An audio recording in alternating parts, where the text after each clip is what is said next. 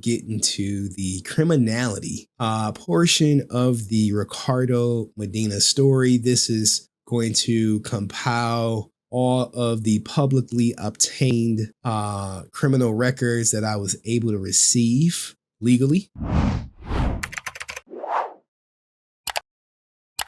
Just do a public records request. And we can start with the story where his lawyer kind of breaks down his innocence. And I'll tell you why he got released so quickly. Now, this is a screen recording of a news broadcast, because sometimes what happens, these broadcasts, they go out and then they just be up on the news channel station, and they're not really on YouTube like that. They'll pull them down.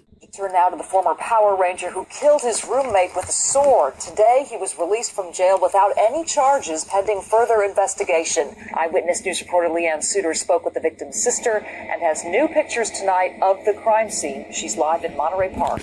Leanne? Michelle, detectives here at the Sheriff's Department say the investigation does indeed continue. Joshua Sutter's sister says pictures of the crime scene are a key part of that investigation. Pictures that she believes raises serious questions about the alleged story of what happened. We must warn you, those pictures are graphic. Now, the sister leaves out a key detail that's going to come in later when I read her witness statement, because I do have it. Joshua Sutter fatally stabbed with a sword by his roommate after Ricardo Medina after an apparent fight. And attack someone that he knows could take him down. Who does that? No one. No. He knew Rick's skills. Sutter's sister, Rachel Kennedy, says she doesn't believe Medina's claim that it was self-defense. She says her brother was well aware Medina is an expert at martial arts.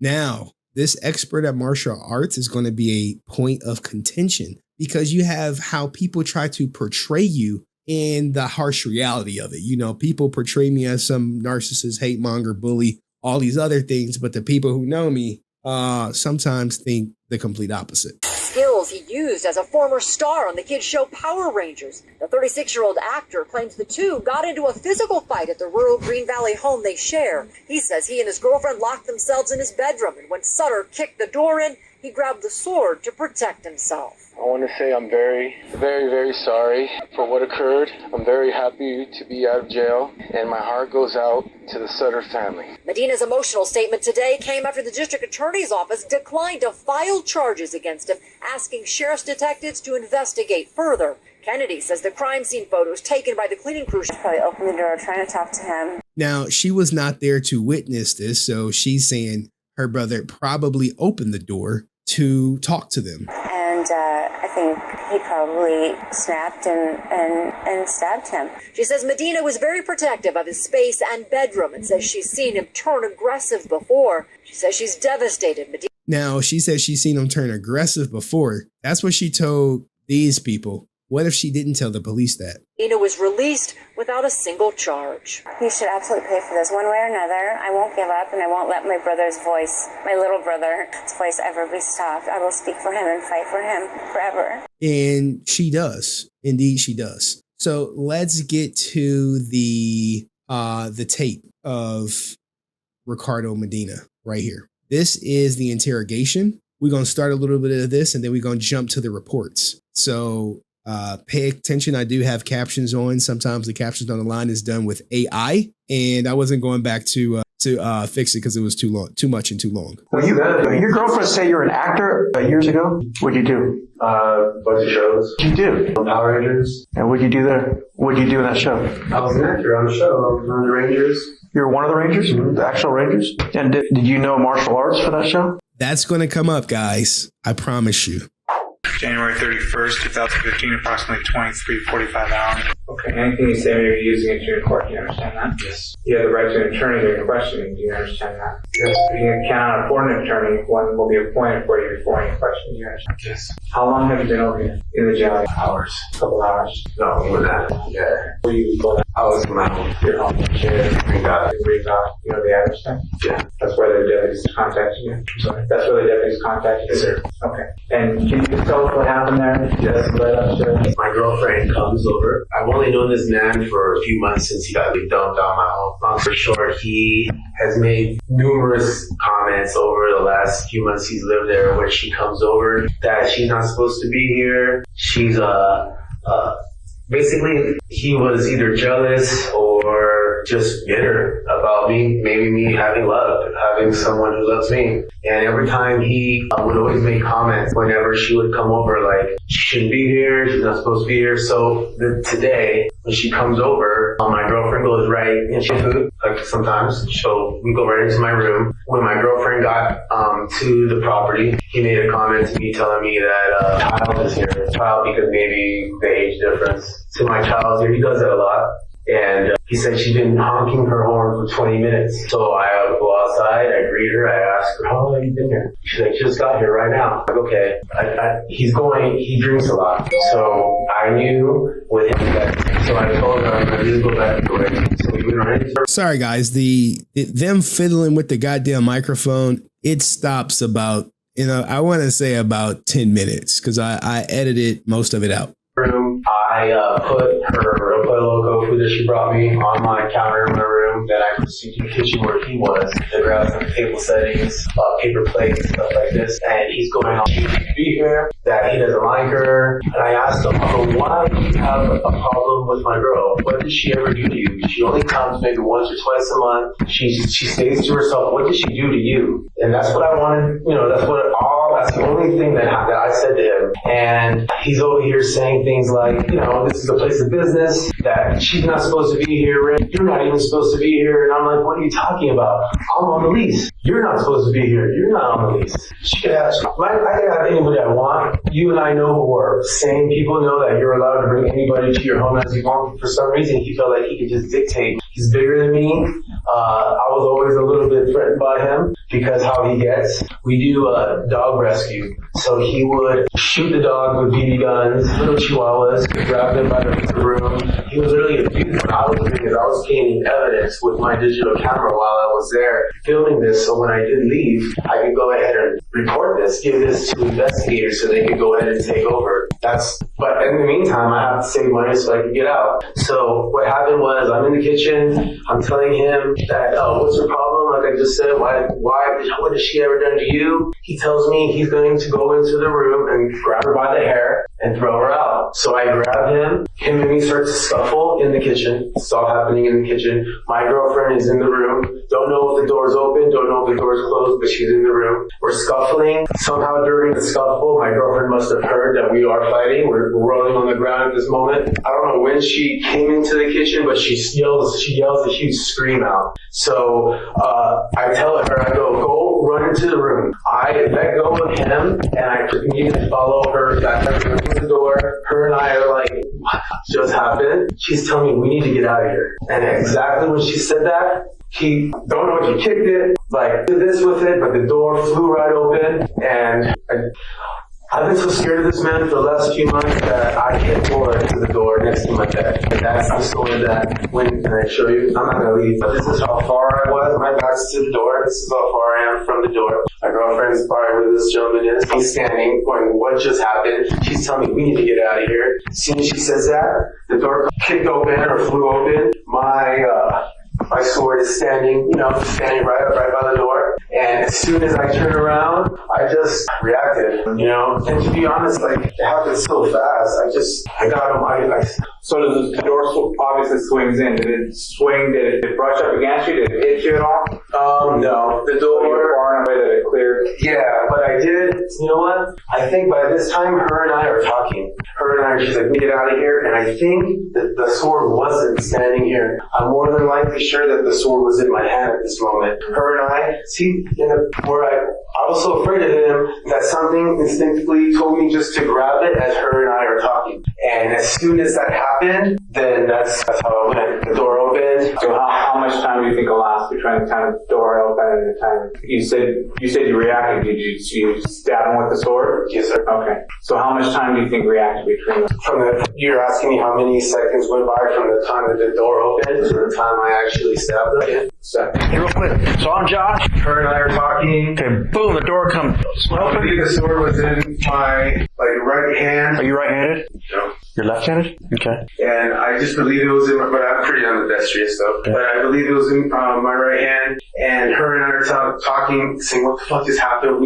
She's telling me we need to get out of here. And as soon as She said, out of here, that door flew open. Officers, I can't tell you. Okay, so now Josh, now what do you do? So you just... It's a long sword. It's like Conan Barbarian. It's literally 3 feet long. So you turn, and then at the same time you're turning, you make a stabbing motion with your right hand, and where do you hit him? The officer, I want to say right here. In the stomach? One time. It happened that fast. I dropped the sword. He stumbles back through the hallway back, and he's just like, like, what did you do? I realized what I did. I then proceeded, that's why I was covered in blood. I then proceeded to grab towels, towels I could find in my room just so I could try to stop the blood. So did it go all the way through, in and out? Yeah. It was a Conan the Barbarian. It's about 10, at least 10 pounds. And it's like, when it's literally like this tall. Now, the Conan Barbarian sword, guys, is about 3 feet long. It's a replica. I only know this because of the evidence. So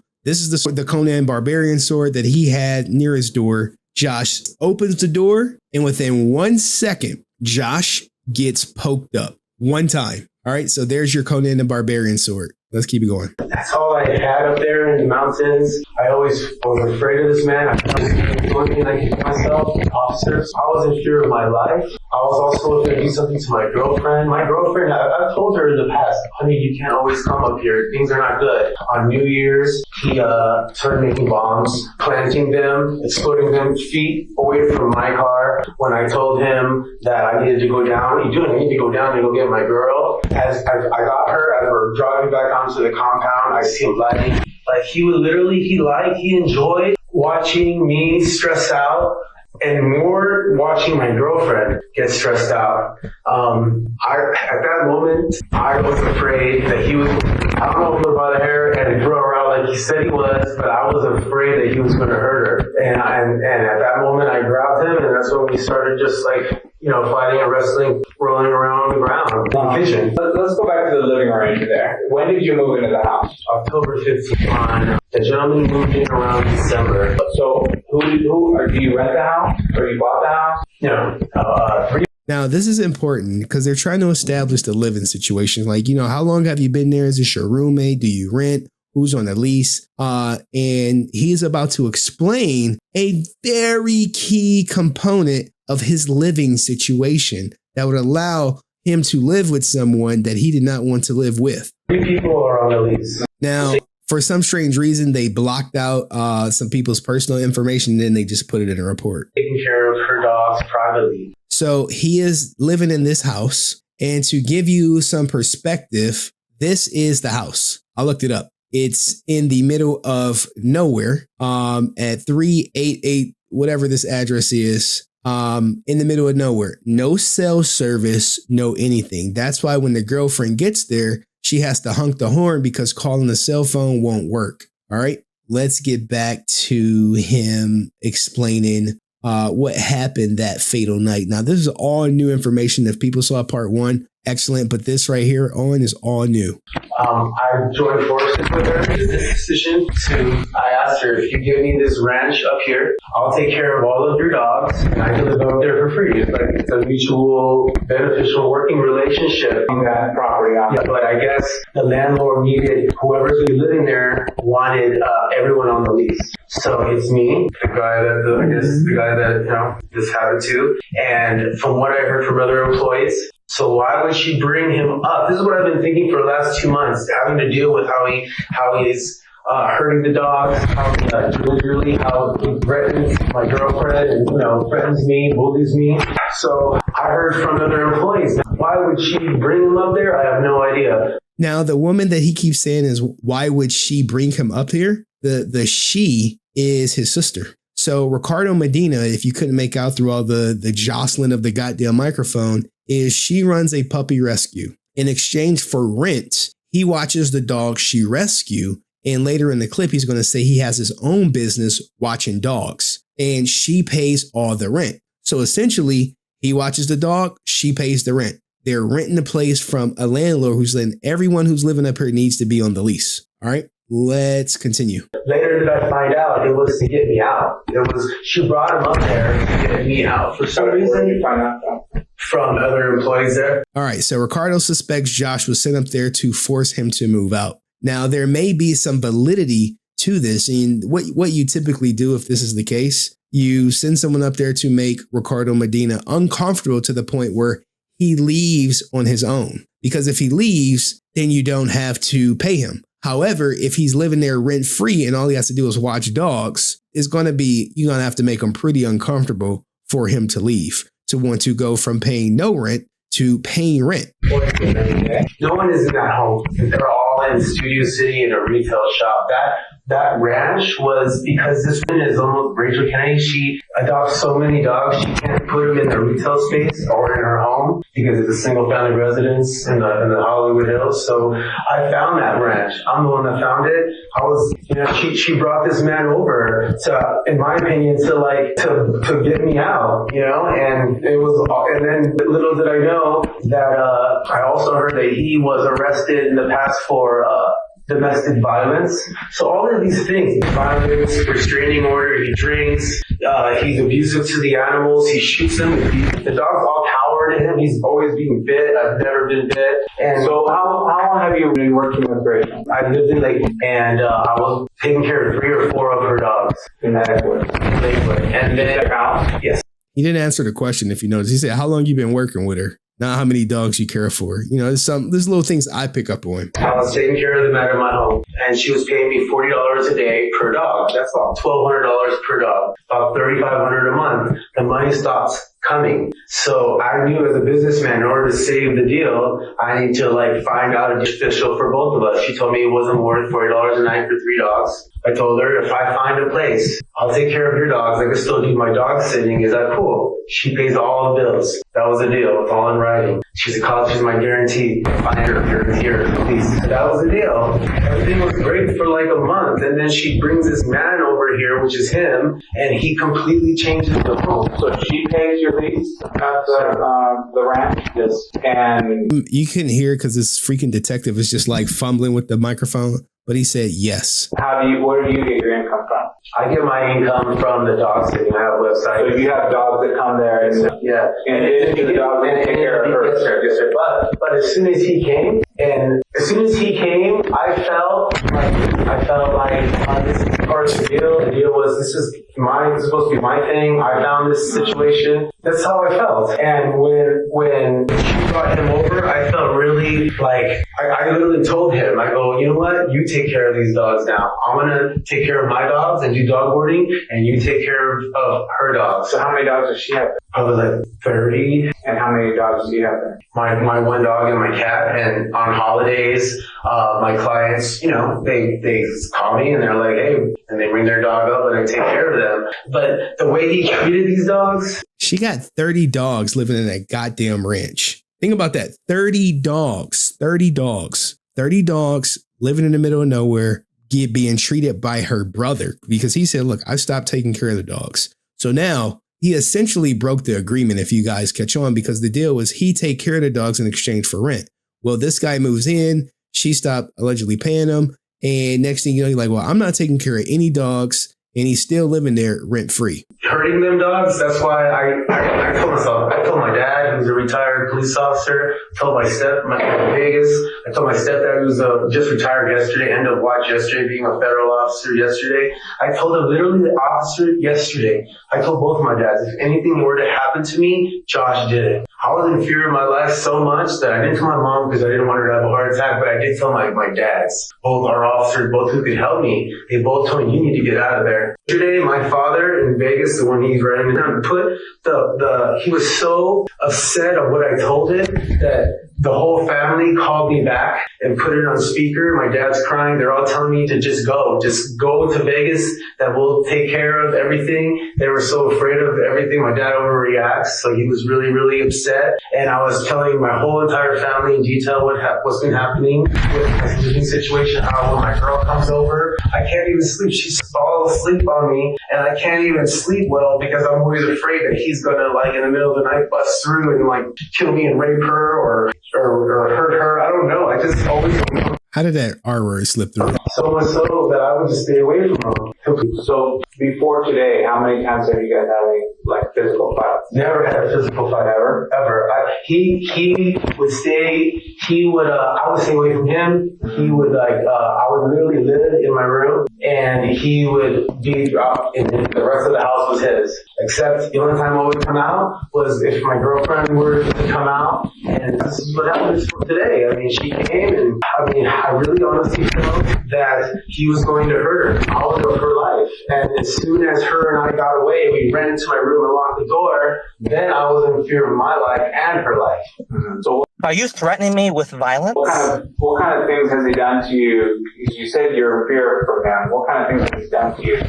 That's an excellent question, man. So many people be like, oh, I'm scared around this person. Like, even people be like, yo, I'm scared around, me. And I'll be like, but when you ask a question like, oh, what has he done to make you fearful of him? And their answer is, I don't know what he's capable of. Like literally dealing with that right now. I told you, the way he has the guns, if he's going to just hurt defenseless little animals and kick them and grab them by their little faces and throw them across the room. It's been 20 degrees in Green Valley during December, last few weeks before. It was like 20 degrees at night. He would leave these short-haired dogs outside in the middle of the night. You can even ask my girlfriend. She's like, babe, are the dogs outside? I'm like, yes. She's like, why are they outside? I'm like, babe, I can't do nothing. It's funny that you could ask me, well, why didn't you tell Rachel? Why didn't you tell the sister of what the stuff that he's doing? She didn't, she would never call me. She would only call him directly. It was so weird. Before he came, her and I were having a good business relationship. After he came, she would only talk to him. That's her brother. Who is she going to believe? She must obviously know that he used it to the dog. That's her brother. She must have grown up with him somehow to be able to know that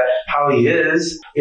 He drank all day, 30 beer packs every single day. Drink every day. He is bigger than me, and all the few months that I've known him and he's lived there, he's always made comments when my girlfriend would come up to see her, to the point where I would tell her, he doesn't like you, babe. You have to understand, you come in, don't talk to him when you come in. I told her, when you come in, don't make eye contact with him, just go right into my room. And because I told her that he doesn't like you for some reason, she's like, what did I do to him? I don't know, but for some reason he just doesn't like you. When he told me that he was going to go in there and grab her by the hair and throw her out, I don't know if he was serious, but he started walking towards the room. He left the kitchen and started walking, so that's when I grabbed him. And I don't know what happened after that. We were just, from that point on, I think he grabbed my feet or tackled me. He's on top, then I'm on top. And then my girlfriend screams. And when you guys were fighting, were you in the kitchen? Yes, sir. Were you on the ground? We ended up on the ground. We were both rolling up on the ground. When it stopped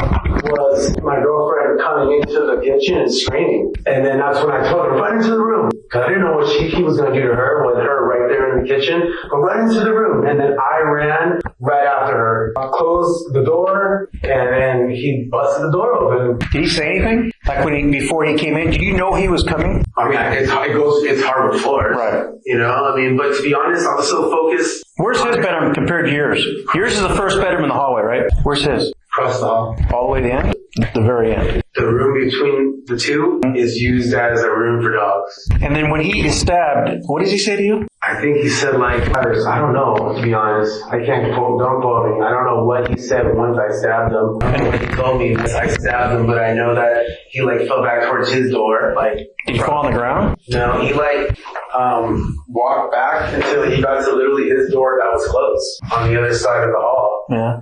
And then I think out of shock, he started, realizing the situation, and then he fell down. So he's walking backward? And then he fell down. And then I turn around, my girlfriend's like this. She's in shock, and I told her, grabbing the phone. And I don't know if she called 911 or if I called 911, but they were there. And I started taking over. I called into dispatch, and I'm just trying to grab, I know it's hairy towels. So you're on your knees right now. So in the hallway, and I'm trying to just... And he's on his back?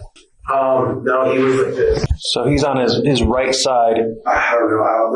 Wait a second. My room, his room. He moved around a lot. He wanted to get up. I was trying to tell him, no, don't get up. Relax, Josh.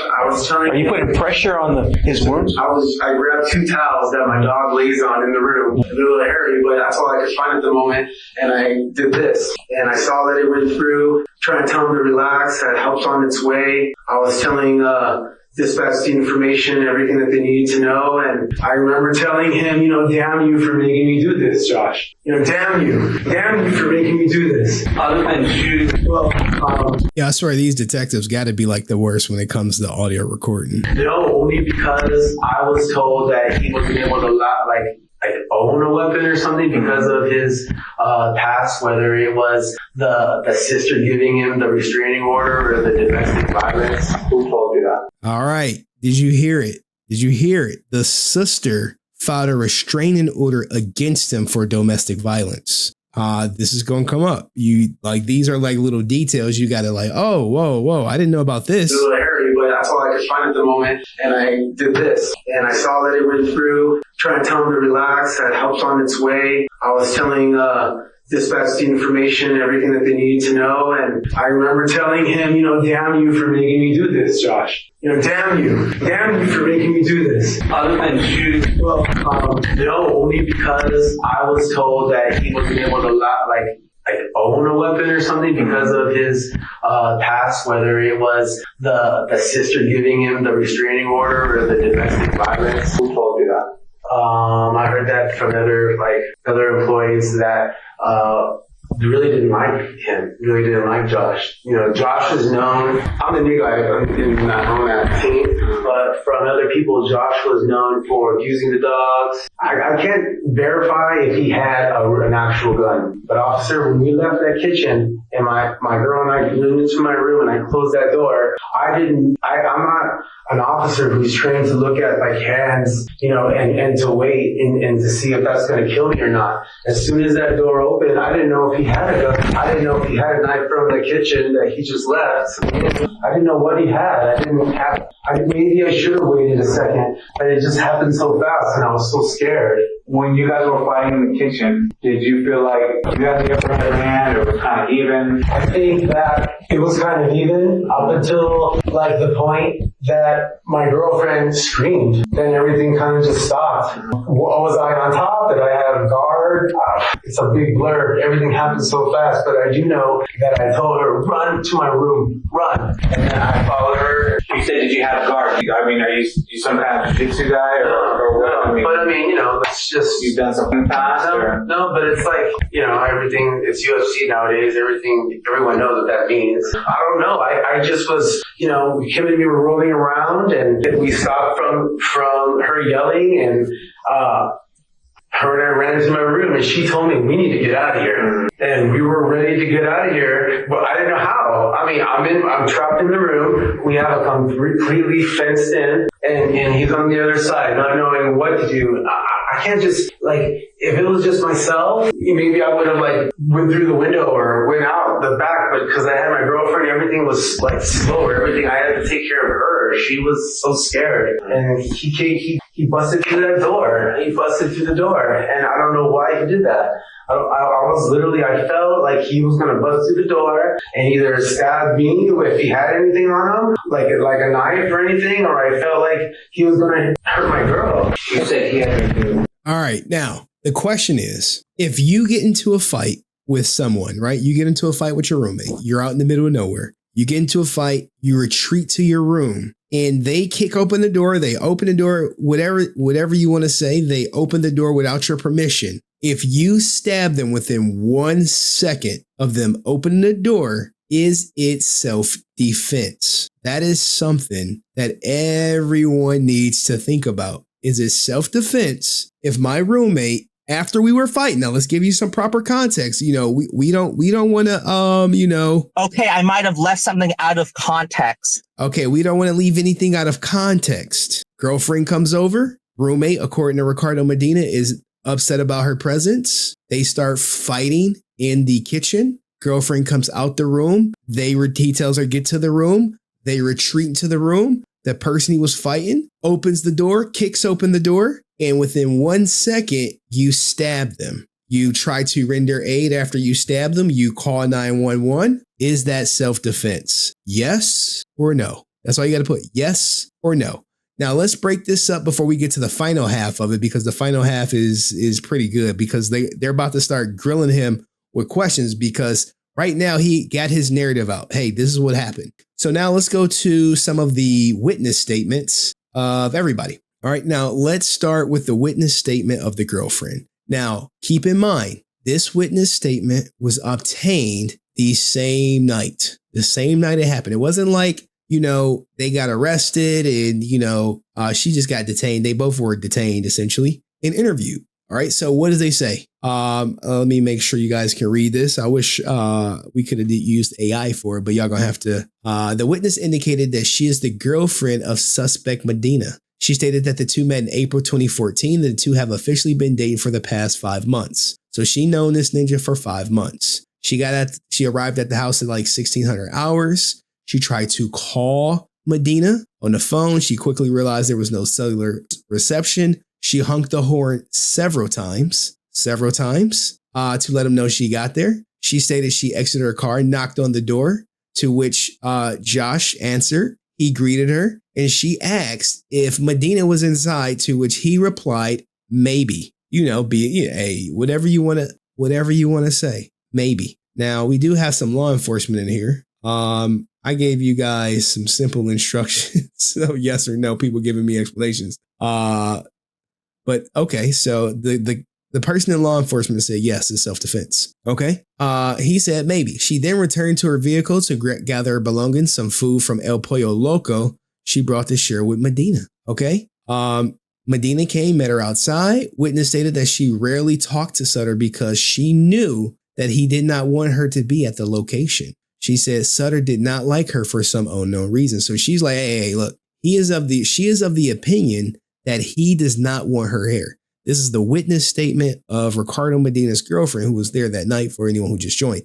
She said at some point, Medina went to the kitchen to retrieve some utensils. She then heard her and Josh arguing. She said she heard the victim Sutter saying that he did not want Chung to be at the location. She also heard Medina say, don't you dare disrespect ... The witness stated she then could hear noise of a person fighting in the kitchen. She exited the bedroom and saw that the suspect and the victim in a bear hug. She said that Medina has his arms wrapped around both the victim's arms. She then heard the suspect state a second time, don't you dare disrespect my girl. She stated when the suspect released the victim from the bear hug by pushing him away, victim Sutter turned and punched him 2 times. So she like, look, they were fighting in the kitchen. My boyfriend was on top gripping him. He released him and then he got punched 2 times. She later added that suspect Medina blocked him punches and hit him back at least 1 time. So Ninja, he threw up the guard, blocked her. Okay, witness Chung said suspect Medina told her, baby, go back in the room. She yelled, stop, stop, stop. Hey, get your ass in the room. What is she going to do anyway? She stated that the suspect Medina retreated back to his bedroom. Medina locked the door behind them. So this is another element, right? The door is locked. She added that Medina checked the doorknob to make sure it was locked. She stated that Medina was very upset and was breathing very hard. Medina was scared, so they decided to leave the location to avoid any problems. Chung later added that after she and Medina entered the bedroom, he locked the door and just stood staring at the door. So he is in this room, door is locked. She stated she then heard Sutter outside the bedroom door. The victim then forcibly opened the suspect's door by kicking the door open. So she's of the opinion that he kicked the door open. She saw the locking mechanism on the door break. She emphasized several times that the door had been locked and the doorknob was broken by Sutter. She stated prior to the door being forced open, suspect picked up a 2-foot-long sword with a gold handle that he kept by his bedroom door. Medina was really scared about the living in the mountains. She said she saw him pick up the sword, then remember thinking, are you really going to use that? She stated as soon as the door flung open, the suspect stabbed the victim in the stomach with the sword he was holding. She stated that the victim never made it through the threshold of the bedroom door. She stated that the suspect made a poking motion with the sword towards the victim's stomach. She added Medina stabbed the victim only 1 time. Only one time. Okay, I did think it was interesting that he never came in the room, but If someone kicks in your door, are you going to wait for them to attack you before you defend yourself? At this time, the detectives had the witness demonstrate the door of the office. They were conducting the interview, showing the detectives where the suspect and victim were during the incident. She stated that Sutter stumbled backwards in the hallway after he was stabbed and heard him say, "Why the F did you do that to me?" She said Medina replied, "I'm sorry," in an angry manner. She stated that Medina attempted to help the victim and retrieve some towels from the bathroom. So she's corroborating what Medina already testified to. He applied the towels to the victim's wound. She stated the suspect then called 911 for help. She's corroborating that, hey, he did call for help. She said that neither she nor the suspect had any training in first aid. She said she was not sure what side the victim should be laying on. She said they tried to move the victim, but he said, "No, don't move me." She said that as a suspect, Medina was attempting to help the Sutter. He got blood all over his hands. She later stated after a few moments, the suspect told her to go outside and wait for the fire. She stated she went outside and could hear fire approaching. She went down the long driveway, which we showed you guys. You know, this driveway is long as shit right here. It's long. So you gotta send somebody down to go check it out. Like, hey, go flag down the security, or, you know, the ambulance, as some people would say. Chung stated that when the paramedics arrived, she went and notified Medina. The two of them then stood outside the residence and waited for deputies to arrive. The witness stated that Medina came outside and said, "Oh my God, my life is going to change." So he knew his life would be changed forever. And the amount of time that passed was 5 minutes. So 5 minutes from them calling 911 is to when the paramedics arrive. And I know that because the paramedics witness statement is in here and they put in their response time. The witness referred to the victim as being unstable and abusive to animals at the location. She stated that he would kick the dogs, shoot them with a BB gun, and refuse to let them in the house during cold nights. The witness stated that the location is a dog rescue business and that Medina cares for several dogs on the property. She stated that Medina was defending her and himself during the incident. She said she visits the residence approximately once per week. She says she has never seen victims act in a violent manner towards Medina. She again added that the door was locked by suspect Medina and kicked open by Sutter.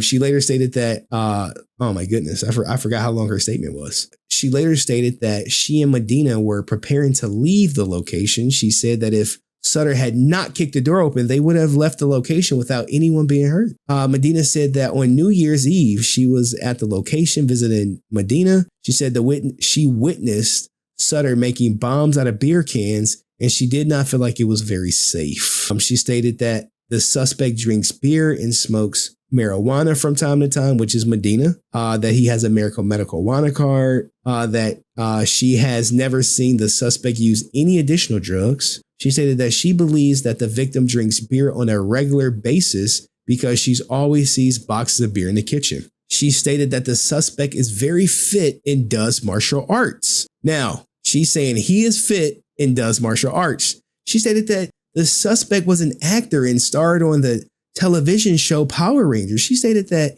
he was one of the characters. She stated that the suspect is too busy to work out now because of his dog boarding business. Now, most of this, she said that the suspect and the victim did not know each other prior to them becoming roommates. It was the first time she had seen suspect so angry. He looked scared. The door flung open. She did not see the victim holding any weapons. She stated that both his hands were clenched in fists at the side. So he kicks in the door, hands with the "Hey Arnold" meme, ready to fight. When describing the victim, Sutter kicking open the door, witness Chung initially stated that he never entered the room. She said he kicked the door open, then stabbed back into the hall. She later stated that after victim Sutter kicked the door, he and suspect Medina took each other a stab away from each other. Josh took one step forward, beat Ricky, and Ricky was ready for it. Now, the witness did not have any additional stuff. Now, this interview of Ricardo Medina is them basically transcribing the audio tape that we have.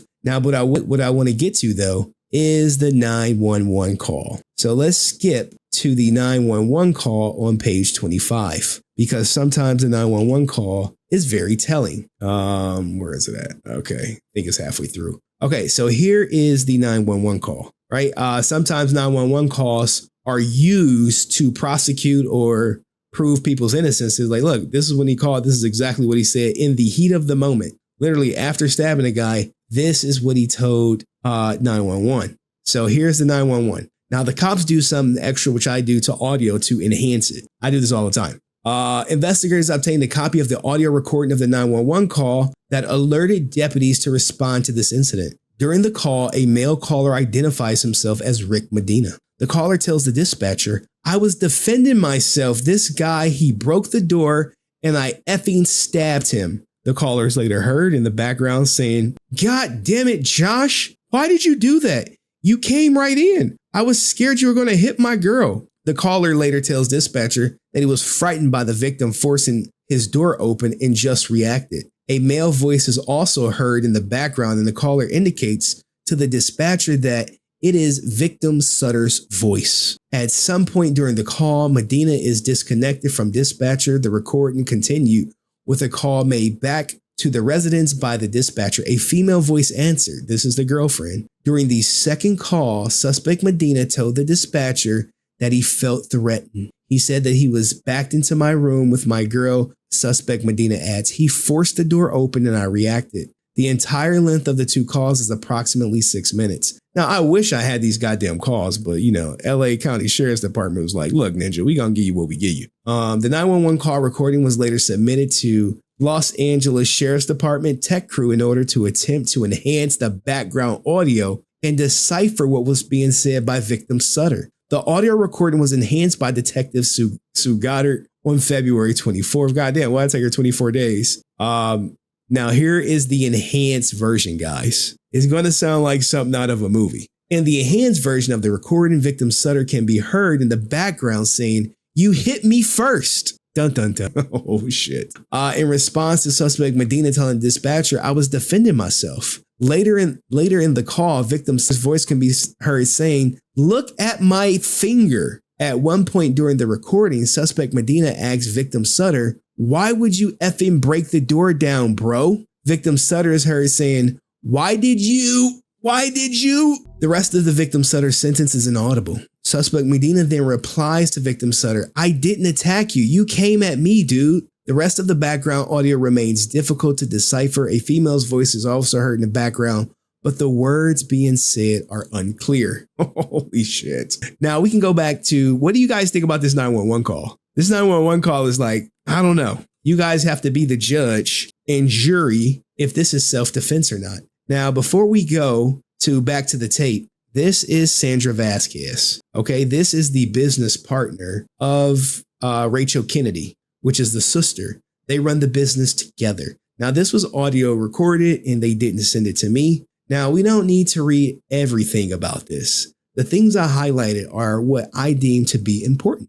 Okay, so she stated that she has been working with the victim and his sister, Rachel, for several years. So she's familiar with the system. Sandra Vasquez stated that in October 2014, Rachel Kennedy began expressing concerns about Ricardo Medina's ability to keep up with the work needed to operate the dog rescue on the property. She said Rachel Kennedy arranged for another Lucky Puppy Rescue employee, Tyler, to move into the residence on the property and assist Ricardo with the operations. All right. Ricardo Medina was very unhappy about Tyler living in the residence. Medina told her he did not know Tyler. He did not want him in the house.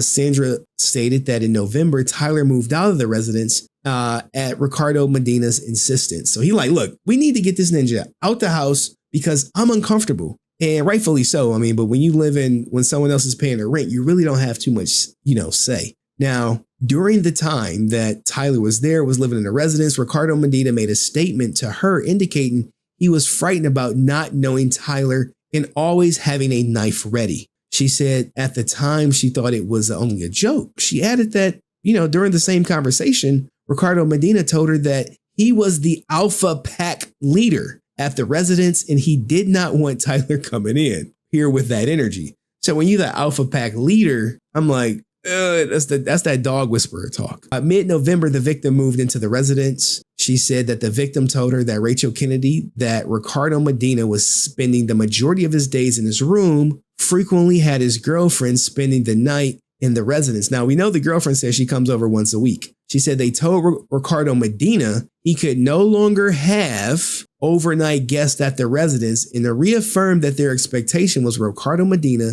should be participating in the operation of the dog rescue. So they like, Ninja, we not paying you to clap cheeks. We not doing that. What you need to be doing is watching them goddamn dogs. So she continued that Rachel Kennedy had been planning to evict Ricardo Medina from the residence because he was not keeping his end of the bargain. Remember, he was staying there rent-free, provided he took care of the dogs. But she stopped paying him and wanted to fire him. So that's where we're at. She said the victim was running the majority of the dog rescue operations and maintaining the property without help from Ricardo Medina, which Ricardo Medina testified that, yeah, he was watching 30 dogs. I was just taking care of my clients. Ricardo said Medina was more interested in smoking weed than with helping to operate the dog rescue business. Sandra said that they never heard Ricardo Medina complain about not getting along with the victim. She said she was surprised she did not hear any complaints from Ricardo, especially after how he reacted to Tyler living in the residence. Ricardo never made any statements to her about abusing the dogs anyway. She said as far as she knew, the two got along with each other. She said when she was informed by the local liquor store owner that they regularly came in the store together. So this is another wrinkle to it. Like, hey, they get along fine. They go buy beer together. Okay. She was not aware of any previous physical altercations. Sandra said she told investigators about the incident that occurred in 2014 when both the victim and Rachel Kennedy had been drinking. She said that the two of them had an argument that culminated with the victim throwing a wallet at Rachel Kennedy. She said the victim was arrested and Rachel Kennedy obtained a restraining order against the victim. She said Rachel Kennedy has since gone to court and requested that the restraining order be lifted. So her and her brother get into a fight. She goes to the police. I need a restraining order from my brother. He attacked me. They give it to her. And now she's like, well, I don't want that. Okay. Now, during the interview, Sandra also mentioned Ricardo Medina's previous television role as a Power Ranger. She said that he regularly bragged about his role in the show as well as his martial arts skills. Who does it sound like? Now let's get back to the interrogation. But what do you guys think about these witness statements? We haven't gotten to the sisters yet because I want to save that for last. I want to save hers for last. Let's finish the interrogation. Today, every day, every single day, he drinks all day. Does he act differently when he's drunk or sober, or is he pretty much always drunk? He's always drunk all day, every day. I do notice, officers, that when he sees my girlfriend, he gets very agitated. It goes to it. He starts saying things like, she's not supposed to be here. You're not even supposed to be here, Red. I'm like, what are you talking about? This guy is so weird. I'm like, I'm on the lease. I'm like, you're not supposed to be here, if anything. And I'm like, why? What do you mean? She's my girlfriend. And why can't she? She has every right. So before today, what he would generally say when she comes is she's not supposed to be there. Yes. Would he say anything else threatening towards her? No, he would make comments, that she's not supposed to be here, and that he called her child. He would always call her child and say things that jab at our relationship. Mm-hmm. And what? No, he would just say things like, he would call me like a stuff, and she's 23 years old. I'm 36 years old. Like, he would say things like, he would call them a PDF file because he's 23 or she's 23. He's 36. Now, hey, Ricardo Medina, he was in shape, attractive guy. Of course, he's pulling some young Teneroni, you know what I'm saying? She driving a mile to this ninja with no room service in a house full of dogs just to get her cheeks clapped. That's Chad right there. He's a Chad. He's going to call the police. Stuff that's so stupid. It makes no sense because just with the matter of driver's license, he has no case. The same thing where him wanting me to leave, thinking I should leave, or my girlfriend, what are you talking about? There's no case. There's nothing that he has. Like, he has no brain. I don't know if it's the alcohol or him just being so weird, but my girlfriend was scared of him and I was scared of him. Not just today. I'm talking about since I've known this man. Literally, he just took over. He just came with everything. Why did he come? I have no idea. We didn't need him. Why would he be there? I have no idea. I was under the impression that they were both joining forces to get me out. I found out after a month month when things were good. And as soon as he came in, she stopped talking to me. I felt energy that was wild, like that they were trying to like get me out. Have you called her? No. You don't have her number? I have her number, but I figured, why should I call her? She should call me. I'm the one that's taking care of the dogs. If she doesn't want to talk to me, then obviously she doesn't want to talk to me. She's talking to her brother. When the number, she calls him. She picks up, or their phone rings and he picks it up. They all are talking, about whatever they're talking about. So I was to work, my butt off, not there, but working, doing side jobs, working with my family, my cousins, doing my money so I can get out of there. But at the same time, while I'm getting out of there, I've been trying to record some evidence of him abusing the dogs. All I can really get is audio of like him like hurting the dogs. The dogs are like crying and stuff, but I haven't been able to really get the video because it's such a risky situation. What happens if he saw me do the video? It would always have to be like, I was always scared to film it, and I was always afraid that if he did see me one day filming him, what could happen? All I could do is just try to gain evidence, save my money, stay away from him, be as nice as I can to him when I do run into him, which I would. I would always say good mornings, hi, how you doing, Josh? He just ignore me, staying on his internet, just being really negative. Not staying on his internet. But what you notice is Ricardo Medina is doing all the talking. He just yapping, yap. I mean, if you go back, we're 26 minutes into this 51-minute interview, and I imagine probably 26 minutes is just Ricardo Medina talking. I'm like just down and mean and grouchy and mad at the world. But I noticed that when my girlfriend came over, it got really personal. He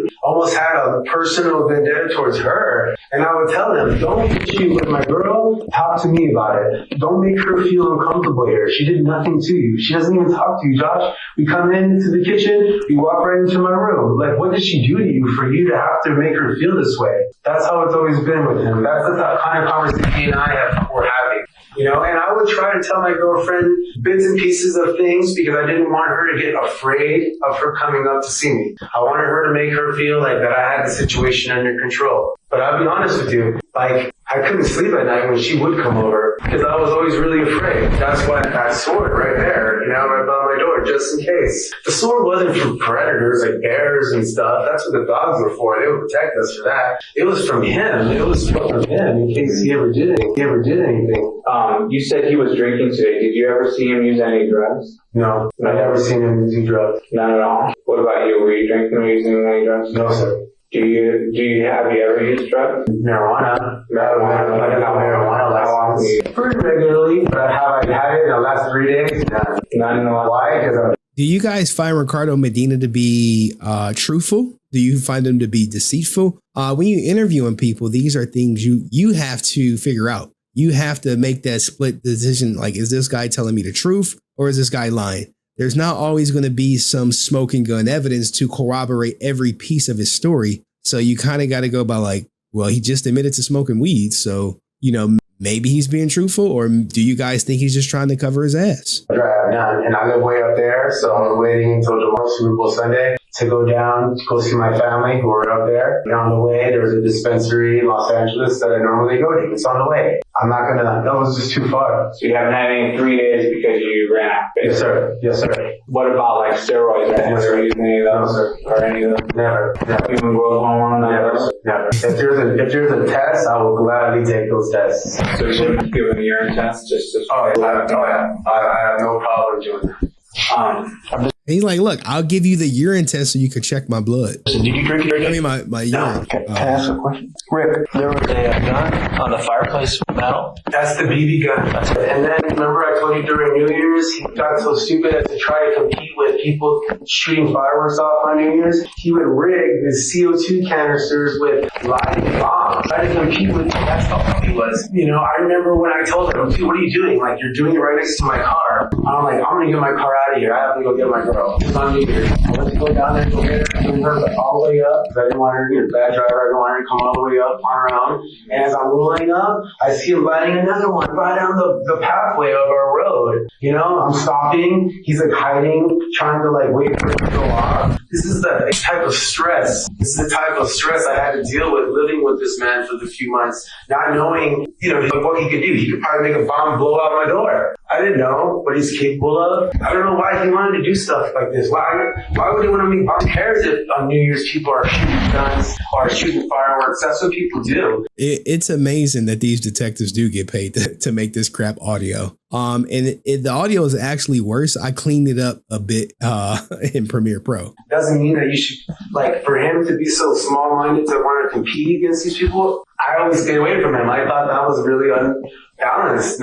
He's not all there. Stayed away, kept my distance. Just wanting to work as much as I can off the mountain with my family so I can make money so I can get out. I'm having a little bit of a problem because you're telling me how afraid you are of Josh. Yes. And he told you that you were, because your girlfriend's 13 years younger. And he told me, hold on. And he made other comments that your girlfriend shouldn't be in the house. Yes. And one time he made the bomb. Yes. And I mean, to me, yeah, these things might mean, that doesn't seem to me like the reason to have a certain officer. I felt afraid of this man. Maybe that's how you interpret it, but me, I'm scared of this man. Right. But what I'm asking you, the fact that he is so crazy, look what I see him do to the dogs. I'm compassionate. He has no compassion. To hurt these defenseless little creatures, it starts hurting them, physically hurting them. And then a few times my girlfriend would come up, he would make those comments. Of course I'm going to get a little nervous. It's just me and him up there. No cell phones. He could just cut the landline and him and me are like, it's just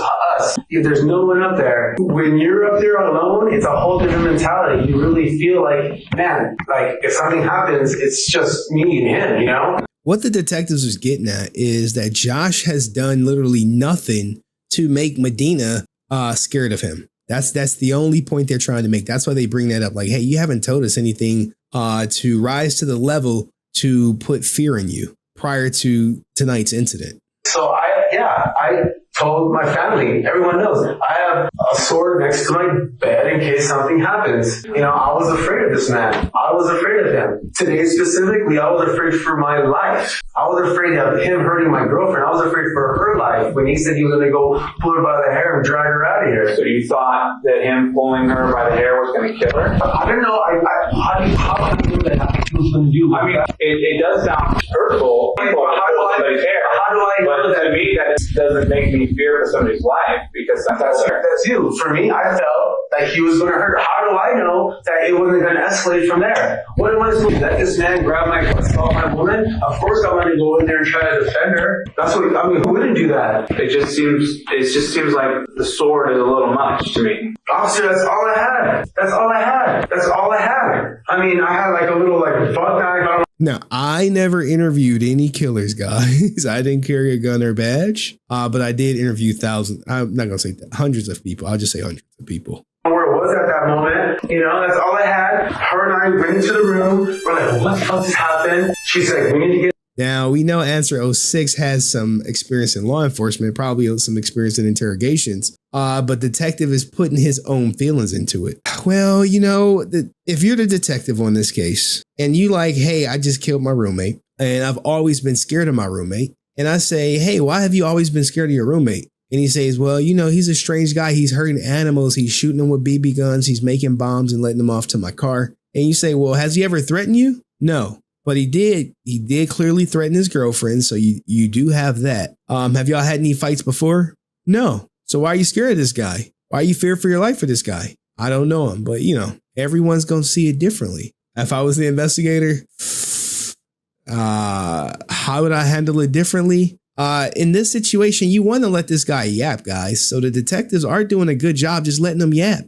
Yap. Let them have a yapathon. Because all you're looking for, and all I would look for, is for people's stories to change. That's all I'm looking for. One change, something, a new detail to stick out, something that they didn't mention before. All right, we got the initial story. All right, tell it to me again. Okay, let me ask a couple extra questions. All right, tell me the story again, beginning to end. You're just looking for it to change. And so far, Ricardo Medina's story hasn't wavered per se. get out of here. The door opens. The door, and her and I, and as we're talking, we're standing, I'm having the sword like this, I'm like this, and the door opens, and I just reacted. I thought he was going to come into the room. You might think, oh, he's only going to grab her by the hair and escort her out, but you don't know this man. You don't know how he gets. You don't know how he acts. You don't know how, to me, I felt like he was going to do something more than that. Pull her by the hair, throw her out. How do I know he wasn't going to hit her? How do I know my girlfriend wasn't going to try to defend herself and that would have escalated? My girlfriend's like 4'9", 4'11", like less than 100 pounds. I had to protect her. Damn, he got a little fun size joint. Oh man, them sizes are just like, chef's kiss. It's just me up there. Do you think you were thinking rationally when you were in that room? I was scared for my life, officer. I don't know how anyone could think rationally at that moment. And there wasn't even time for me. What was your plan when you were holding the sword there and you guys were getting ready to leave? Officer, I knew that, the plan was set. How we were going to get out of the room, I have no idea how we were going to get out of this room. We didn't have enough time to really think. The door got busted open and he enters. So how long had you been holding the sword when the door? Probably 5 seconds. 5 seconds. We were probably in the room for like 5 seconds before he comes in. So as soon as you came in the room, you grabbed the sword? Yeah, look at it. She's already in. I come to the door. Oh my God, this is that. We gotta get out of here. We gotta get out of here. And then the door opens. Boom. That's what happened. I really felt like he was going to hurt her. How do I know he wasn't going to do anything more than what he said? I don't know. I can't take that for what he says. If he tells me he's going to go hurt her, I'm going to try to defend her. Her and I run away from him and run into the room and close the door. He proceeds to follow me. I don't know if he kicked her, but the door busts open. I didn't know what to do. I was back into a corner. Let's say I would have called the 911. It would have taken them 20 minutes just to get up here. Was I thinking like that? No, of course not. At the moment, I was just trying to protect her and protect myself. That's exactly what my mentality was at that moment. Hey, I saw a hammer in the hallway on the ground. What was that for? That's his hammer. I borrowed that hammer a few times to do work, and then I think a few days ago I put it back there on the side. What do you mean side? On the hallway where it was found. I put it back on the hallway. But that. Oh, we're also going to look at the coroner's report for Josh. We got that too in the evidence. Wasn't part of the problem today? No, sir. You never had that today? No,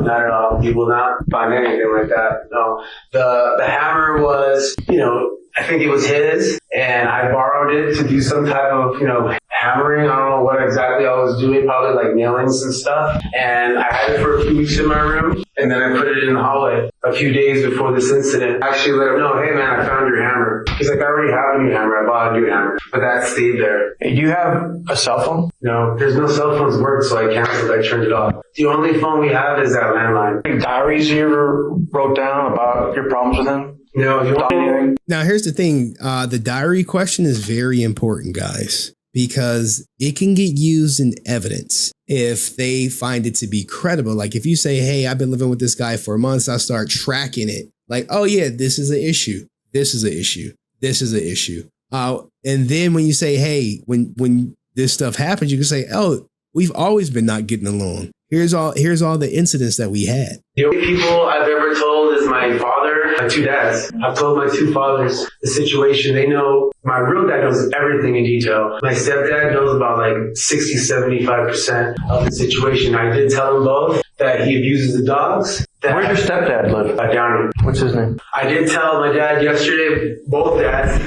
Let me answer some questions to get the answers. I start asking questions. All right, here you go. We're about to take over and ask him about Power Rangers. Keep on going on, all right?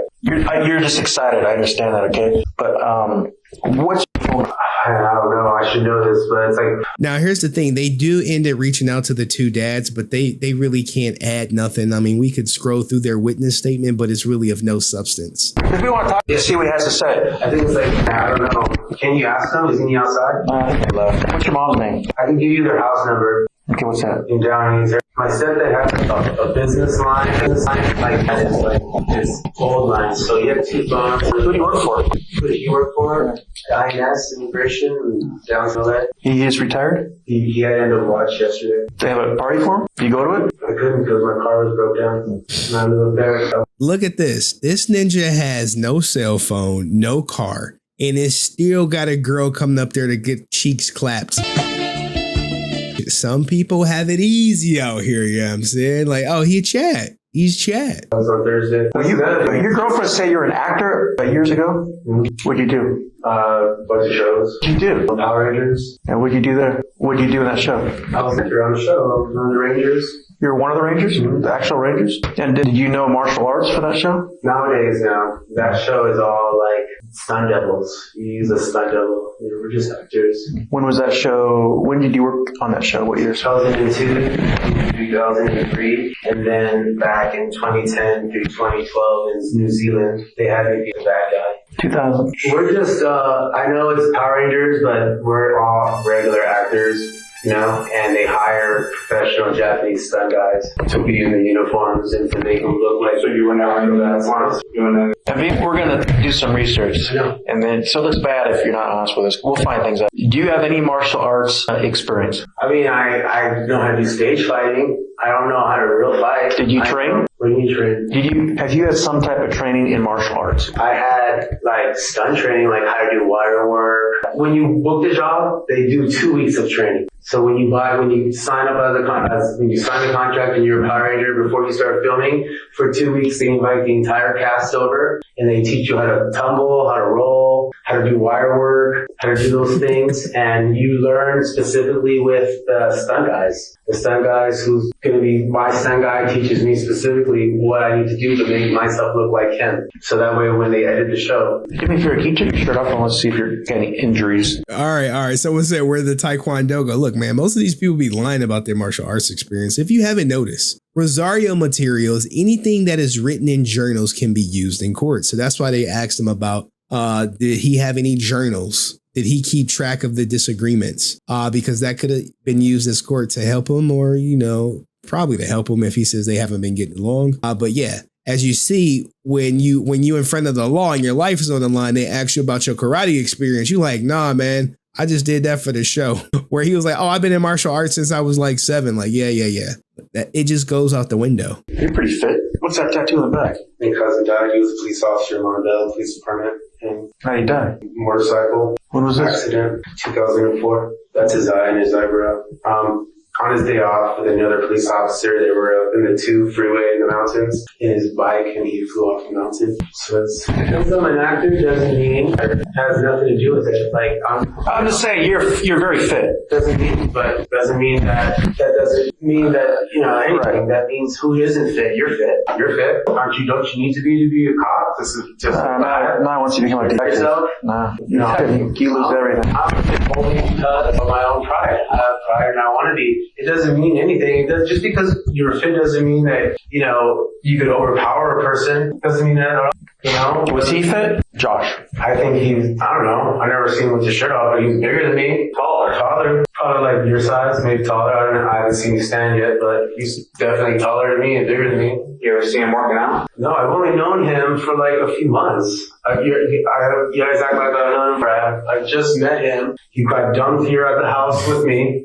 Like everything, the way he acted with the dogs, I told him, you're going to take care of your dogs, I'm going to take care of my dogs. Touch my dogs, I won't touch your dogs. I didn't trust him to take care of my dogs. I stopped doing dog sitting. I stopped doing dog boarding up there. The plan was for me to do dog sitting and to take care of Lucky Puppy's dogs. As soon as he came, he took over. I didn't even want to do any more dog sitting anymore up there because of the fact that I couldn't trust him. So I started working a lot more with my cousin. And, my cousin knows who I work with. I've told him of the situation of how he abuses the dogs, so I need to get out of there. Everyone knows in my family, in my circle, of how miserable I was there, how this man was a bully, how this man... Why did you leave? I was trying to save my money. I was trying to save money so I could get out. That's the $1 million question. You're living with this guy who's making you uncomfortable. Why not leave? And you've been living with this guy for months and you're scared of this guy. Why not leave? You know, and I You get any residuals from your shows? the show is like bottom of the barrel. Like, What other shows did you appear on? like little things like ER, CSI Miami, like little one-day spots. Nothing big. Do you have a SAG card? Had one, but I think expired. I haven't worked in many years. I'm starting my new life. I'm really at the point where I'm trying to do something different. I did acting for many years and I'm getting older. I needed to start doing something else. That's why I started doing the dog sitting, the dog boarding, and it was doing really good. You know, and I just had to stop doing the dog boarding because I felt like he was bad to like go down to the mountain and work with my cousin. I couldn't trust him that he wouldn't hurt my cousin. So I stopped doing that and I started working more with my cousin, not being with him more. He does it. He saw graphics.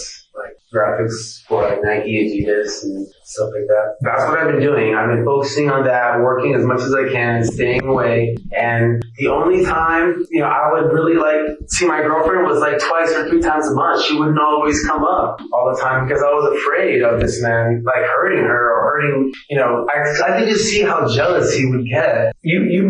To me, maybe it's kind of bad for me to say that, but I think he was either jealous or just bitter at the fact that I was happy, that someone loved me, that someone would come all the way up those roads to come see me. You know, maybe no one was going to see him. I don't know the situation, but at the end of the day, I felt that he was going to hurt my girlfriend. I couldn't let that happen. We struggled on the ground. I ran into my room with her to protect ourselves, and he busted his way through the door. I ran with my left. Why? Like, I do a lot with my right. Like, I used to play, like... There's a mic drop moment that comes up in about 5 minutes. I write with my left, but I left with my right.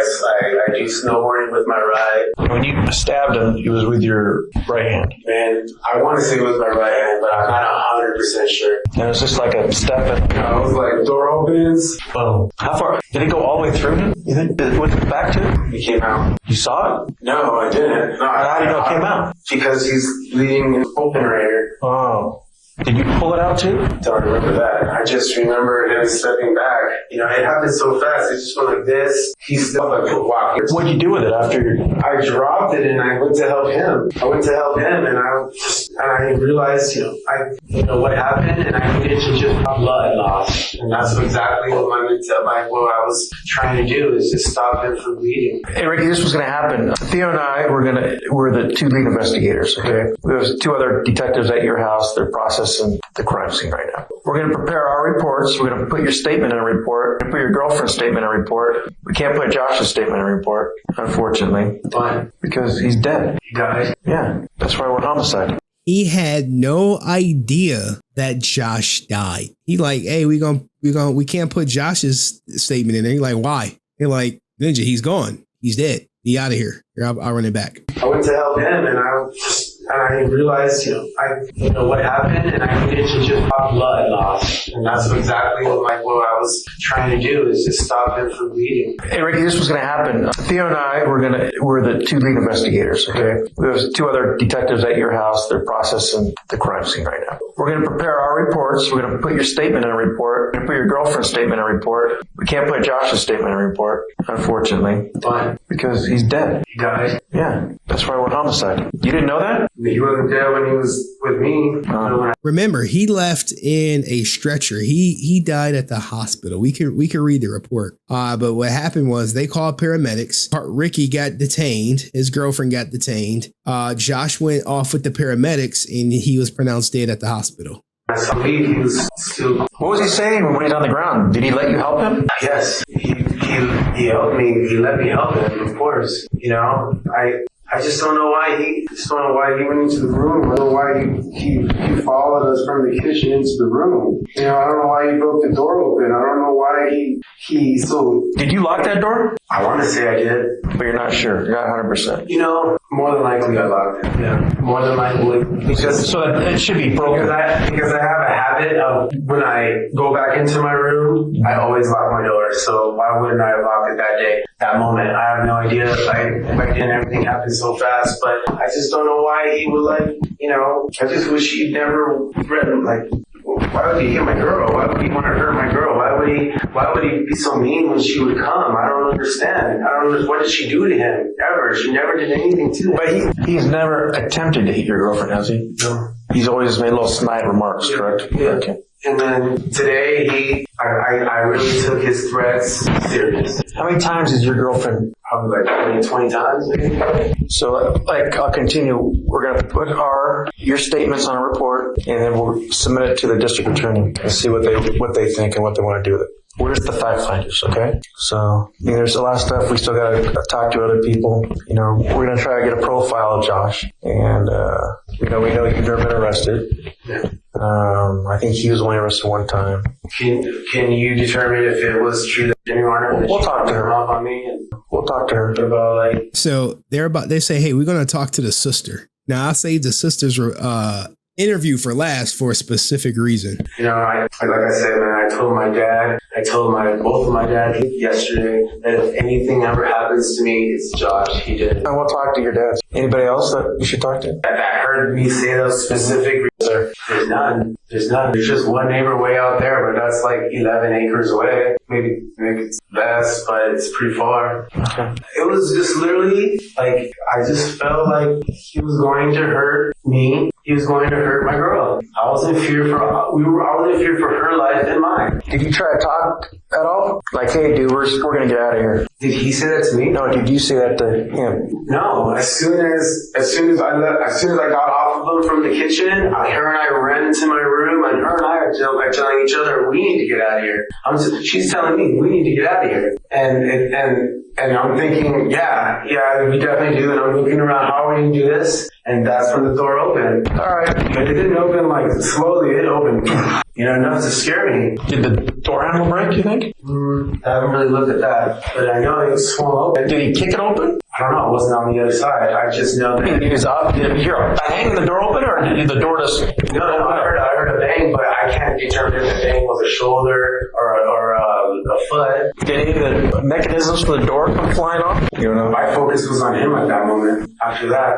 Okay. All right. Anything else to do? Half of me wanted to leave. Like, half of me was like, let's just get out of here. All the police on the way out. But I felt like I needed to help him. No, I believe you. You did the right thing. Well, you didn't do the right thing, okay? But you did the right thing staying behind and calling 911. And yeah, you could have ran and gotten in Jude's car and left. And no, I just wanted to. I just wish that he just was cool. Like, why did he have to be such a bully? Why did he have to make, like, my girlfriend feel so scared and make me feel like he was going to do something? I just wish he would have been just cool. How long we're going to put you back in a cell. You can wash your hands now. And then... Who had blood on his hands during the whole interrogation? I don't know if there's a phone back there or... I'm in this little... Are you an attorney yet? Or... Yeah. I'm sure they're working on it. He gave this whole hour-long... It was really like an hour and 6-minute interview. No attorney, offered urine samples, told him about the marijuana. What do you think? Is this guy being truthful? Yes or no? I'm assuming that somebody called by Brian or Barnett. I don't know who that is, but I guess that guy was going to be my attorney. I didn't do anything wrong, and I'm gladly willing to give my statement because I feel in my heart that I was defending my life and I was defending the life of my girlfriend. You said you provided us. Okay, cool.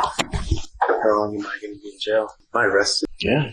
He's like, how long am I going to be in jail? Am I arrested? They like, yeah, buddy. What do you think? I'm assuming that somebody called Brian. I don't know who that is, but I guess that guy was going to be my attorney. I didn't do anything wrong, and I'm gladly willing to give my statement because I feel in my heart that I was defending my life and I was defending the life of my girlfriend. Oh, you said you provided us. Okay, cool. How long am I going to be in jail? Am I arrested? Yeah. Charged with murder right now. They didn't give you a booking so you die. All right, so they charge. This is before. Remember, they let him go. They let this ninja go. Now let's get to the sister statement because this statement is, going to be it's going to be interesting. This is the father's statement of the victim. He had stated basically there was no conflict between them two. Now this is the baby mother. This is the baby mother of Josh. Right. And she says, look, they dated from 1999. And again, in 2008, the witness and victim have a daughter. OK, She stated that during their relationship, Sutter was never physical or combative. He stated he will walk away from conflict. She stated that the two would often have their yelling matches, but it never escalated to anything else. Now remember, this is the mother of their child. In this interview, like, they move fast. I imagine she was aware that her baby daddy the bell got rung on her. So, you know, it moved fast. Now, this is the store owner, I believe, right? Spunky King, the witness Raymond, he said he recognized both people from the photograph. He stated that they would both shop at the market. He stated that they would come to the store alone or together at times. He stated that Sutter would buy an 18-pack of beer a couple times a week. So this is corroborating for me, this corroborates Sutter having a drinking issue, or at least purchasing alcohol. When you're buying an 18-pack of beer a couple times a week, he stated when the two came in together, they would both place monies on the counter for the beer. He stated they appeared to get along. I mean, but you know, this is a snapshot interaction. This is not like something crazy. This is one of the what is this one? That's nobody.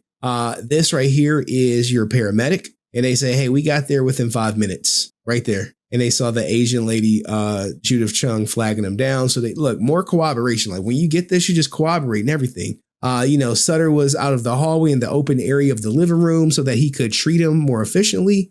He said he put an oxygen mask on the victim and did not notice any bleeding from the victim's face. He said the victim had a pulse and was breathing. So when paramedics got there, you know, hey, he was alive. He was alive. They were trying to, whatchamacallit. Now, at this point in time, right, we haven't gotten to the statement of the sister yet, but let's get to the statement of the sister, which is page 39. Okay, let's go to page 39. All right, let's look at this. Interview with Rachel Kennedy. And this is the interview on the night of at 10:15 at night. So this is the sister. She owns it. Now, look at this. Remember, this is her. This is the sister of Josh. She's about to hit you guys with a bombshell. It's going to come up. So they interview her that night. She explained that Sutter complained to her that Medina was not training the dogs, which Medina said, hey, I stopped messing with the dogs. She stopped paying me and I was just living rent free. He said suspect Medina just smoked weed. She said in order to alleviate the problems between the suspect and the victim, she was not going to renew the rental agreement. She said Medina was not even a dog trainer. So he was going to get fired because, you know, the agreement is she pays the rent, he takes care of the dogs. Now, initially it was she paid the rent and kick him some money and took care of the dogs, but then she cut off the money and then moved Sutter in. He was like, he's like, F these dogs. Okay. Kennedy recalled earlier that day she received a phone call from suspect Medina's father stating that it was self-defense. So father already reached out to her and said, hey, my son killed your brother, but it was self-defense. She said at approximately 1731, she received a call from someone at Henry Mayo Newell Hospital. The person informed her that her brother was died. Now, here we go. Witness Kennedy said she knew suspect Medina had previously acted. She said he played a Power Ranger, a character on a television show. She also recalled dating suspect Medina 2 times. So he clapped her cheeks at least twice. And she was a model. She was fairly attractive back before her brother got clapped. But so she was letting Medina clap her cheeks. Now, if that doesn't if something doesn't go no news outlet put this little fact in any of their reportings. And I'm pretty sure they talked to her. She probably didn't say it, but she told the detectives, yeah, we dated, and look, not just dated. She told detectives how suspect Medina kept a knife under his bed, which confirms that, look, they had a romantic relationship. Witness Kennedy had nothing more to add and the interview was concluded. Okay, interview was concluded. Now, on January 31st, detectives drove to the clinic. They were awaiting arrival. Detectives observed the victim lying on the gurney in the emergency room. Detectives observed a stab wound to the victim's chest and cuts on several fingers of both hands. Now, these cuts on the hands will later be classified as defense wounds. However, they're not. They're not defense wounds. What happened was when Medina stabbed him, he naturally grabbed the sword. And then when Medina pulled it out, that's how the fingers got cut. I'm like, when I heard the defensive wounds in the news articles, I was like, okay, well, if he had defensive wounds, then, he was being attacked. No, he got stabbed, grabbed the sword, Medina pulled a sword out, his hands and fingers get cut. Think about it. When if this phone is a sword, right? And I grab it and it's sharp on both sides. When you pull it out, you're going to cut my hand and you're going to cut my fingers. Hence, when Josh was like, look what you did to my finger, he probably almost cut that shit off. But this is, the detectives were provided with the medical paperwork from the hospital, which turned over to detectives. All right, let's keep going. I mean, they classify the crime scene. No surprise there. No surprise there. When they classify, they're just going around. Hey, the detectives observed kitchen to contain typical kitchen items consisting of pots and pans. It's little stuff like that. But it comes back around, guys, because the sister does not let up. She does not let up. And this is just them further going through classifying everything that's in there. No big surprises here. I mean, if we scroll up, you will see a good thing of hold on. Let me make sure I got everything. You will see a good report. But let's go to No Pink Spandex. So No Pink Spandex was listed in here. Okay, No Pink Spandex did come up. Page 36. So for all you No Pink Spandex fans, guys, let me warn you. When you type something on Facebook, they checked it. So they checked his Facebook account. They was like, hey, yeah, we checked his Facebook. We didn't find any messages that were sent or received at the approximate time of the incident. They watched his No Pink Spandex interviews. They watched the one that we watched in the opening. And, during the interview, suspect Medina discussed being wild and crazy as a child and getting involved in martial arts at the age of 7 or 8 in order to learn discipline. So they do that. Now, the sister comes back. She is out for blood or justice or, whatever you think. The sister comes back. Did we miss it? Right here. Sister comes back November 13th at 2015 at approximately 18:50 hours. All right. The detective interviewed her. This is Detective Bauja interviewed her. Also present during the interview was D.A. Tanaz Morkayev. Okay. The interview audio was recorded. Synopsis as follows. Now she comes back. She expressed concerns regarding the handling of the case. Witness Kennedy provided copies of photos, documents, which she believed would be helpful to the investigation. She gave them the autopsy report, the death certificate, phone records, a note regarding the phone bill written by her, copy of residential lease signed by her, Sandra, and Ricardo, disposition of security stuff, printouts, E-Verify background report on Ricardo Medina, E-Verify reverse phone lookup on Ricardo Medina's phone number, all this information, right?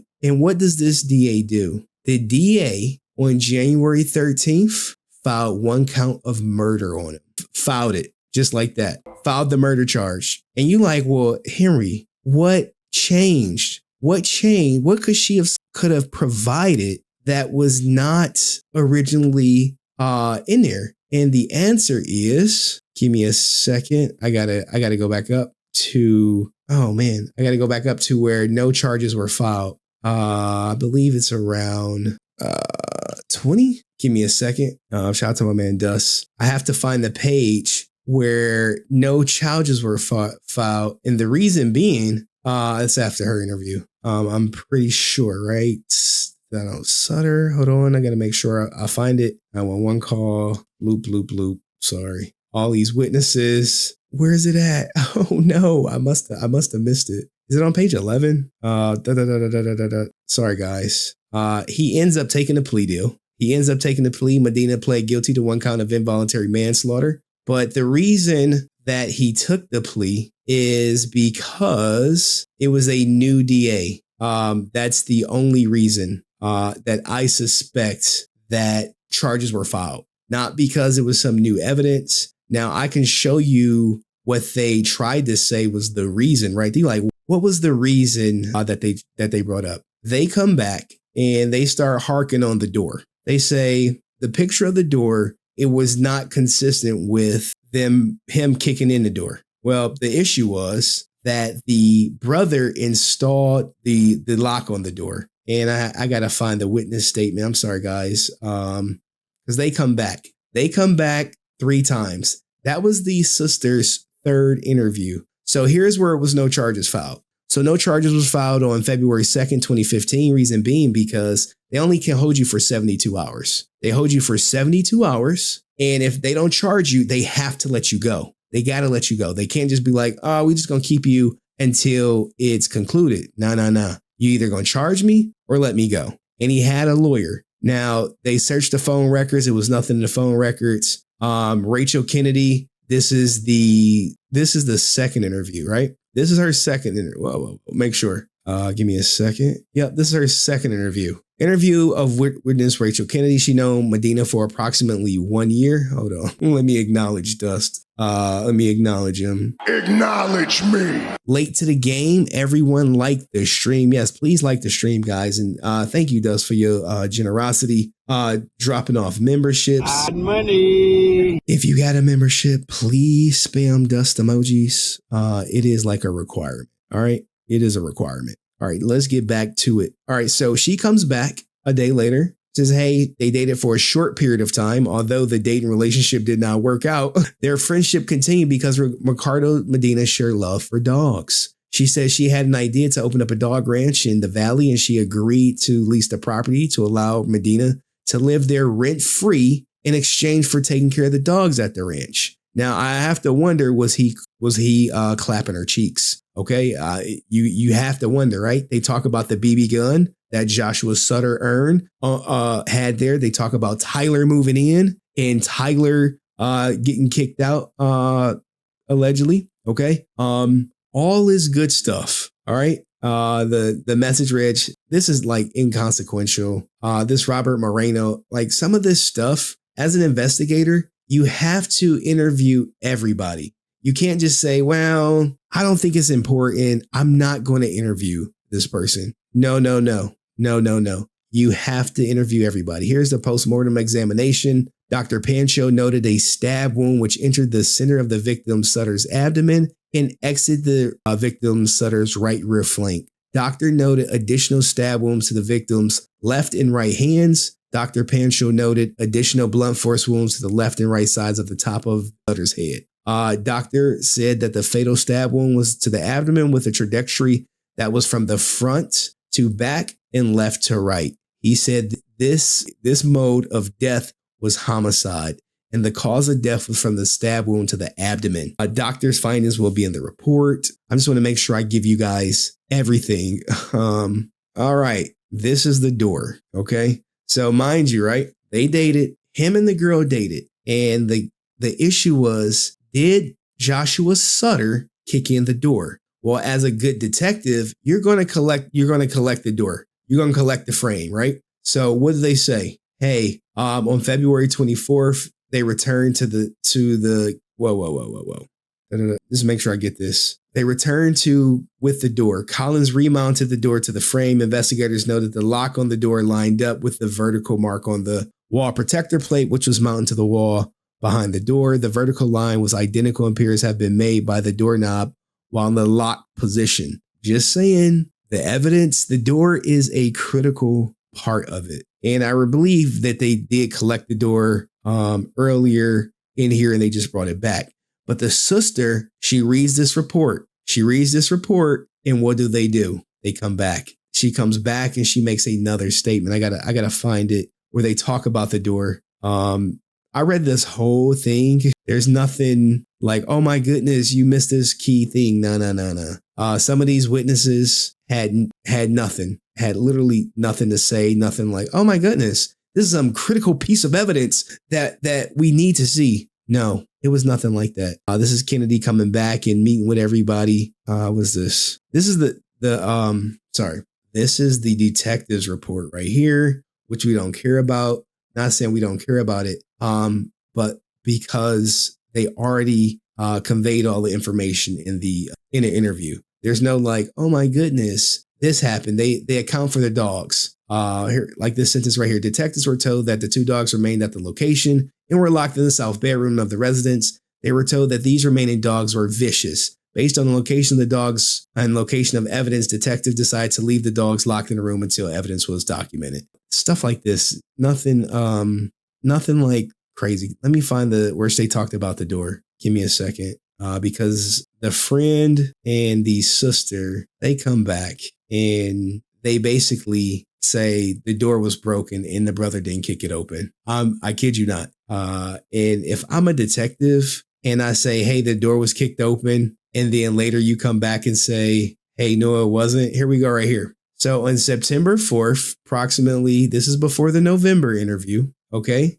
Witness Kennedy stated at the time that victim Sutter was killed. She did not think much of the crack in the door. She stated she later learned that the door was a critical piece of evidence in the case and realized that the door being cracked prior to the incident was important information. God damn, I see Dust is out here, man. I got money. Shout out to all the Ninja Watchers getting memberships. Shout out to Mara Hicks, Glenn Brown, Taylor Black, Undeadly Boy 22, which is great because the stream is getting deleted and it may just be for members only. So there's that. Okay, so the witness did not have any additional information and was terminated. All she said was, hey, look, witness Kennedy stated that she remembered victim Sutter emailing her about Medina being scared of someone breaking into his bedroom. She said that Medina requested that the locking doorknob be placed on the door. She said victim Sutter replaced the doorknob with one that locked. She said that she remembered seeing the doorknob at a later time and noticed that there was a crack in the door between the doorknob and the latch. She said she remembered thinking that this was typical of her brother, victim Sutter, to do a sloppy job for replacing the lock. So even then, though, right, she comes back and says this, and there's still no charge. And I believe Sandra Vasquez, she comes back and says the same thing. She's like, yeah, it was a bad lock. And then she comes back in November, probably requested that the DA there, and then they filed a murder charge. Now, why did he take the plea? And this is going to be like the last update. Then we could open it up. All right. So we don't need to read this whole article, but to give you an update, the ranch was her lifelong dream. I'll just read it because something interesting happens. The ranch was her lifelong dream after working as a model since the age of 16. Kennedy, now in her 40s, was at a place financially where she could finally make it a reality. For years, she owned Lucky Puppy Rescue and a retail shop where she rescued and found homes for hundreds of dogs. The ranch would be a haven for what she calls unadoptables, dogs with terminal illnesses or behavioral problems that diminish their chance of finding a home. She was excited to surround herself with people like Medina, who shared her passion. But from the moment Medina got to the ranch, she says, he was a problem. There was a lot of work to be done and Rick did nothing. He wouldn't lift a finger, she says. Days when she drove up from LA to check things out, says he'd be burrowed in his bedroom, either alone or with his girlfriend for a few months, Judith Chung, who came to the house frequently. So, you got the ex-girlfriend checking on the new girlfriend, stuff like this. People don't see it. He's the kind of person, not to cross the line with. Kennedy says, even though he seemed super sweet and kind, I knew better than to even knock on his door because I got the sense from him that he would just lose his mind. Now you see how they're painting him as the aggressor? It's wild. He would just lose his mind. She says he butted heads with the landlord and different workers she hired to fix things around the ranch that Medina wasn't fixing. A couple of months in, she says she asked him to move out, but he refused. Now, this is stuff she didn't tell the cops, right? She did not tell this to the cops. So you see how all I'm saying is, look, when you're an investigator, you're looking for stories to change. That's it. Hey, why you ain't tell the cops he was refusing to move out? You just spoke to the cops 3 times. Not in one incident did you say he refused to move out. Concerned over the dog's welfare, Kennedy asked Sutter if he'd be willing to move to the ranch to keep an eye on things while she ran the day-to-day operations of LA. The two were close. Kennedy had actually encouraged him to move to LA a few years prior. Before that, Sutter had lived in Arizona and Minnesota and done odd jobs for a living. He just returned from working on a friend's farm in Puerto Rico. Ken describes her brother as a nature boy, says he was moving to the ranch to take care of the dogs. Medina, however, wasn't going anywhere. Rick told me on the phone days before Josh moved in that he'll never get rid of him. Look, this is all stuff that never made it to a detective, but it makes its way into a reporter, right? So you mean to tell me you're going to tell the reporter this, but when they're investigating the death of your brother, this gets left out. This is where I'm just like, oh, man. How could be revisionist history? Who knows? She started planning with the landlord to evict Medina. She never told the cops that. Her friend told the cops that, but she never told the cops that. She shared emails with me from December 2014, which the landlord offered to issue a 30-day notice to terminate the lease that lists Medina as a tenant. If he didn't leave, they could take legal action. Planning could come out February 1st, 2025, which is literally one day before. Okay, it would turn out to be one day too late. That afternoon, Sutter was on the phone with his dad in Minnesota. Sutter tells me they were talking about organic gardening and Josh's plans to plant a vegetable and feed the dogs. They were just wrapping up when Chung arrived. Josh said hi to her at the door. According to her testimony in court, Medina went outside to help her get the stuff. So they rehashed the story. Shortly after Josh hung up the phone with his dad, court documents say Medina got into an argument with the kitchen, and the rest is history. The 30-inch steel blade was described. Now here's the door, guys. Oh man, it did the zoom thing. Here's the door. Now you can do what you like and say, I really can't make anything out of anything, but they said the door was locked. But the sister said, hey, they did a sloppy job. Medina told police they stormed his way in, but let's get to the part where he took the plea deal. All right, give me a second. Let me find it. 6. Where is the 6 at? All right, so let's get whatchamacallit. Oh man, all right, we're almost through, guys. Last May, someone reported Kennedy to animal control. She was cited for hoarding 60 dogs. For hoarding, and 60 dogs were taken from her home and the small shelter she ran. She now faces animal abuse charges, which she plans to fight. Could things got any worse, she asks? And I'll never say that again, because they did get worse. Right away, social media started a thing. I think a social media thing started. Look, guys, people don't care about your situation if you're harming dogs. All right. It was mainly Medina's fans and supporters. In their opinions, the roles were reversed. Sutter was an attempted deleter, and Medina was the hero. They started a fundraising campaigns to send him money in jail. Further, they lashed out at Kennedy, creating fake social media pages for her, calling her an animal abuser and a prawn star. She tells me she posed for Playboy back in the day, but never done prawn. So we got, some pictures out there. Consequently, she pulled down her personal social media accounts and retreated from the world. Now, in March, Medina pled guilty to voluntary manslaughter and agreed to a 6-year sentence. He'll likely serve about 4 years in the state prison, with time already served in good behavior. Friedman, Medina's attorney, tells us that Medina was prepared to go to trial and that he would likely have testified. In his view, it was a matter of self-defense, Friedman explained. He's a very positive individual and was actually looking forward to going to trial and proving his side of what happened. The guaranteed 6-year sentence, however, was too good to pass up. It was the numbers that drove him to his thinking, says Friedman. In California, if it's 26 years to life, it's almost always life. If you're lucky, perhaps you get out a little bit before you die. So the decision was, do I take this and be in custody for probably only another 4 years, or do I risk spending the rest of my life in prison? Medina said, I thought it was fair, Ewing says. He had no criminal record and the killing wasn't planned. It just happened. Also complicated matters, Sutter had a record for which Kennedy notes could incline a jury against him. He had a DUI arrest 4 years before and a battery charge that Kennedy herself brought against him. It's the biggest mistake I've ever made in my life, she says. She tells me the story. She and her brother had an argument. He left the house and had her credit card in his wallet. She ran after him asking for it, and he threw the wallet at her. Hits me in the face, she says. I'm bloody, my lips bleeding. He flung it. I'm like, you know what? I'm going to teach him a lesson. So she wanted revenge. So now you have to wonder, is she teaching Medina a lesson? She called the police. They arrest him, so he had a record for the domestic violence against his own sister. That was a big mistake, the DA said. This doesn't look good for Josh. She shakes her head and looks down. There's no justice. There never would be. At the sentencing, I met Kennedy outside the courthouse. It's early morning, 8 a.m. And she remarks how she thought it would be warmer since they were in the desert. The courthouse in Lancaster is about an hour northwest of LA.